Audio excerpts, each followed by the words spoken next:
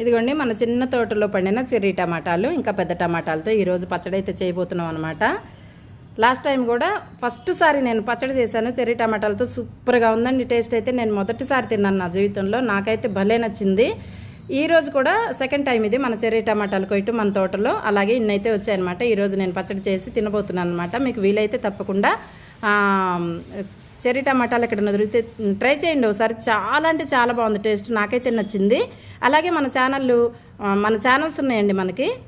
ఇన్స్టాగ్రామ్లో లింక్స్ ఇచ్చాము, తప్పకుండా చెక్ చేసి ఛానల్లోకి వెళ్ళి చూడండి. మన చిన్న తోట ఉంటుంది, దాంట్లో చక్కగా మాకు వీలైనంత వరకు పెంచడం జరుగుతుంది అనమాట. ఆర్గానిక్గా ఆనందంగా ఉంటుంది మన తోట అయితే హాయిగా. ఇదిగోండి ఇలా మందారాలు, పుదీనా ఇవన్నీ అయితే నాకు వీలైనంత వరకు నేను పండిస్తూ ఉంటానన్నమాట. తప్పకుండా ఛానల్ చెక్ చేయండి, సబ్స్క్రైబ్ చేసుకోండి. మీకు నచ్చితే మాత్రం షేర్ చేయండి, లైక్ చేయండి. సబ్స్క్రైబ్ చేసుకోవడం మాత్రం మర్చిపోకండి. అలాగే బెల్ ఐకాన్ క్లిక్ చేయడం కూడా మర్చిపోకండి. నేను మీ జయలక్ష్మి. థ్యాంక్ యూ అందరికీ.